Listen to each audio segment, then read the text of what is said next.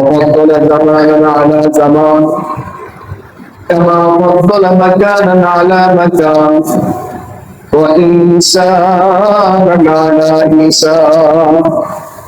আল্লাহ দুনিয়াকে সাজাইছেন এমন করে যে কিছু জায়গার তুলনায় কিছু জায়গাকে বেশি দামি বানাইছেন, কিছু মানুষের তুলনায় কিছু মানুষকে বেশি দামি বানাইছেন, কিছু সময়ের তুলনায় কিছু সময়কে বেশি দামি বানাইছেন। দামি মানুষকে দাম দিলে দামি হওয়া যায়, দামি জায়গায় অবস্থান করলেও দামি হওয়া যায়, ঠিক তেমনি ভাবে দামি সময়কে কোনো ব্যক্তির দাম দিলে সেই ব্যক্তিকেও আল্লাহ দামি বানায় দেয়। যেমন ফদ্দলা জামানান আলা জামান কামা ফদ্দলা মাকানান আলা মাকান ওয়া ইনসানান আলা ইনসান। দুনিয়ার মুখে কিছু জায়গার তুলনায় কিছু জায়গাকে আল্লাহ দামি বানাইছেন। দুনিয়ার যে কোনো জায়গার তুলনায় মসজিদকে আল্লাহ দামি বানাইছেন। এই কারণে তো বিশ্বনবী বলেন যেহেতু মসজিদ হলো দামি জায়গা, এই দামি জায়গার সাথে যে ব্যক্তি সম্পর্ক রাখে ওই ব্যক্তিকে আল্লাহ দুনিয়া এবং আখিরাতেও দামি বানায় দেন। দামি জায়গার ছোঁয়া পাইছে, কিন্তু দামি মানুষ হওয়া লাগবে না। কোন কম দামি মানুষও যদি দামি জায়গায় কোনোভাবে চলে যায়, দামি জায়গায় যাওয়ার কারণে কম দামি মানুষটার দাম যেমনি বাইরে যায়। দুনিয়ার কোন মানুষ ইচ্ছায় এবং অনিচ্ছায় কোনোভাবে যদি আল্লাহর ঘর দামি জায়গা মসজিদে চলে আসে, তারা মসজিদের খাতিরে আল্লাহ ওই ব্যক্তির দাম বাড়ায় দেয়। কিন্তু আমরা দামি জায়গায় আসি না, যে কারণে আমাদের দাম দিন দিন বাড়তেছে না, কমতেছে। জমিনের ভিতরে বিশ্বনবী ছিলেন দামি মানুষ। ওলামায়ে কেরাম বলেন যুগের সবচেয়ে দামি মানুষ। এই জন্য যে সকল সাহাবায়ে কেরাম, যে সকল মানুষ বিশ্বনবীকে দাম দিয়েছিল, আল্লাহ পাক রব্বুল আলামিন তাদের দাম বাড়াইছে কি বাড়ায় নাই? বাড়ায় নাই? হযরত ওমরকে চিনতাম না, হযরত উসমান ইবনে আফফানকে চিনতাম না, হযরত আবু বকর সিদ্দিককে আমরা চিনতাম না, কিন্তু তারা একটা দামি মানুষ পেয়েছিল। দামি মানুষকে দাম দেওয়ার কারণে তাদের নাম কিয়ামত পর্যন্ত আল্লাহ দামি বানিয়ে দিয়েছে। ঠিক তদ্রূপ ভাবে আল্লাহ কিছু সময়কে কিছু সময়ের তুলনায় দামি বানাইছেন। অন্য যে কোনো মাসের তুলনায়, যেমন রমজান মাসের দাম বেশি, এই জন্য রমজান মাসকে কোনো ব্যক্তি যদি দাম দেয়, আল্লাহ পাক রব্বুল আলামিন বলেন রমজান মাসকে দাম দেওয়ার কারণে আমি ওই বান্দার জীবনের সকল ছোট বড় গুনাহগুলিকে মাফ করে ওই বান্দাকে এমন দামি বানাই যে ওই বান্দার নামে আসমানের ফেরেশতারা গান গায়। কিছু দিনের মধ্যে কিছু দিন দামি, কিছু রাতের মধ্যে কিছু রাত দামি। যেমন ও দুনিয়ার অন্য যে কোনো রাতের তুলনায় কদরের রাত্রের দাম বেশি। এই জন্য কদরের রাত্রিকে কোনো ব্যক্তি যদি দাম দেয়, আল্লাহ পাক রব্বুল আলামিন বলেন এই এক রাতকে দাম দেওয়ার কারণে আমি ওই ব্যক্তির দাম 1000 মাসের চাইতেও বেশি বাড়িয়ে দেই। তেমনি ভাবে কিছু দিনের মধ্যে কিছু দিনের দাম বেশি। দুনিয়ার অন্য যে কোনো দিনের তুলনায় আপনি আমার পয়গম্বর বিশ্বনবী বলেন আযামুদ দুনিয়া আযামু আইয়ামিদ দুনিয়া ইনদাল্লাহ। আল্লাহর কাছে দুনিয়ার বুকে যত দিন আছে ওই দিনগুলির ভিতরে সবচাইতে দামি দিন হলো জিলহজ্জের প্রথম 10 দিন। অন্য অন্য সময়ের মতো, অন্য অন্য জায়গার মতো এই 10 দিন সময় কেউ কোনো ব্যক্তি যদি দাম দেয়, বিশ্বনবী বলেন কাসিয়ামু কুল্লু ইয়াউমিন কুল্লু সানাতিন। কোন ব্যক্তি যদি এই দিনকে দাম দেয়, একটা রোজা রাখে, আল্লাহ রাসূল বলেন প্রত্যেকটা রোজার বিনিময়ে আল্লাহ পাক রব্বুল আলামিন তাকে 1 বছরের রোজার নেকি দিয়ে দামি বানিয়ে দিবেন। বিশ্বনবী বলেন এই 10 দিনের আমল, দুনিয়ার বুকে যত আমল আছে সমস্ত আমলের তুলনায় এই 10 দিনের যে কোনো আমল আল্লাহর কাছে বেশি দামি। অন্য সময় দান করেছেন আর এই 10 দিনে দান করেছেন। বিশ্বনবী বলেন অন্য সময় দানের তুলনায় 10 দিনের দাম বেশি দামি।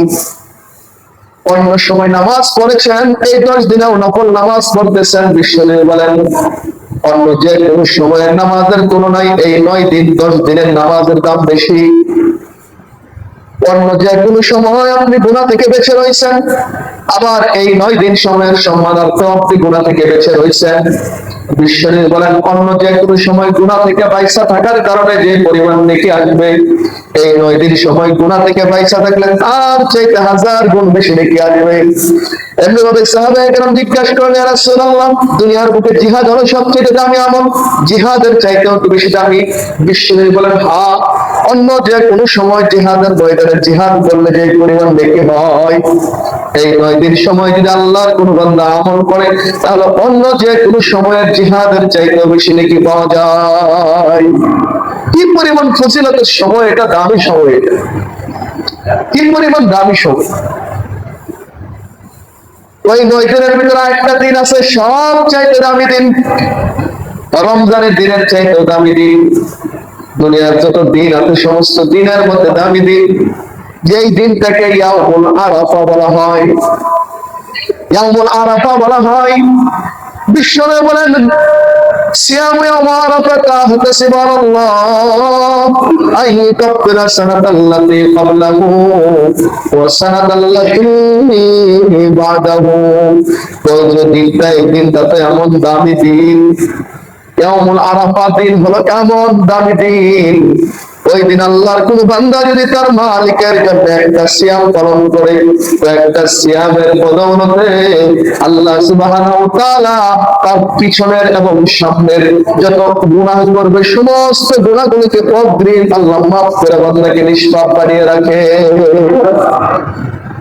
বিশ্বনবী বলেন ওই দিন আরাফার মাঠে কাপড়ের পোশাক পরে, সাদা পোশাক পরে, দুনিয়ার সব কিছু থেকে বিচ্ছিন্ন হয়ে, বাড়ি নাই, ঘর নাই, সন্তান নাই, বিবি নাই, বাচ্চা নাই, সবকিছু ছেড়ে দিয়ে আল্লাহর দানে, আল্লাহর মনে পাগল হয়ে আরাফার ময়দানে গিয়ে তারা যখন লাব্বাইক আল্লাহুম্মা লাব্বাইক লা শারীকা লাক লাব্বাইক ইন্নাল হামদা ওয়ান নি'মাতা লাকা ওয়াল মুলক বলে ময়দানে, আরাফার ময়দানে দাঁড়ায় থাকে। বিশ্বনবী বলেন ওই সময় পৃথিবীর যে কোনো প্রান্ত থেকে আল্লাহর কোন বান্দা যদি আল্লাহর কাছে দোয়া করে আমিন আমিন বলে, আর ওই আমিনটা যদি আরাফার হাজিদের আমিনের সাথে মিলে যায়, আরাফার হাজিরা যখন আমিন বলে, আরাফার হাজিরা যখন হাত ওঠে মালিকের কাছে দোয়া জানায়, তখন তাদের দোয়া কবুল হওয়ার জন্য শুধু মানুষ এবং জিন নয়, বরং আসমানের অধিবাসী, জমিনের অধিবাসী, সমুদ্রের তলদেশে ছোট্ট থেকে ছোট্ট যত প্রাণী আসলে সমস্ত প্রাণীরা তখন হাজিদের দোয়া কবুলের জন্য আমিন বলে চিৎকার করে। বিশ্বনবী বলেন এই জন্য আযামুদ দোয়া, সর্বোত্তম দোয়া হলো ইয়াউমুল আরাফা, আরাফার দিনের দোয়া।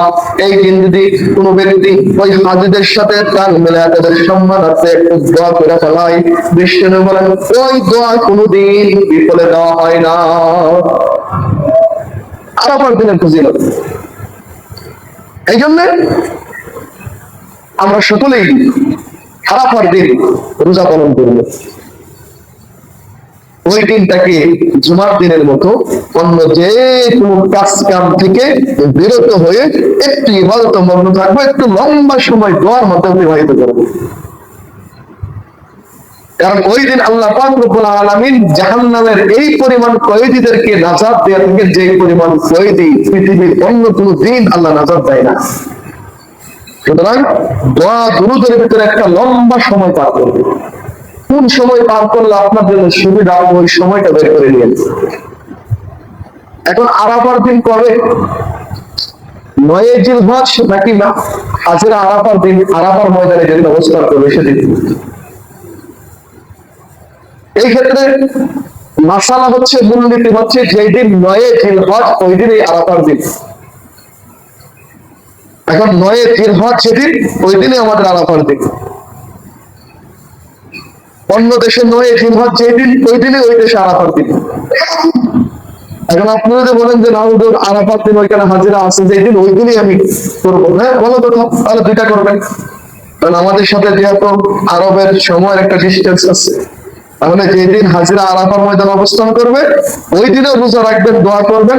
আবার আমাদের উসুল অনুযায়ী, শরীয়তের ফিকহার উসুল অনুযায়ী যেদিন 9 জিলহজ ওই দিনও আরাফার দিন, ওই দিনও পালন করবেন, তাহলে ওই দিন মিস হওয়ার কোনো সম্ভাবনা থাকবে না।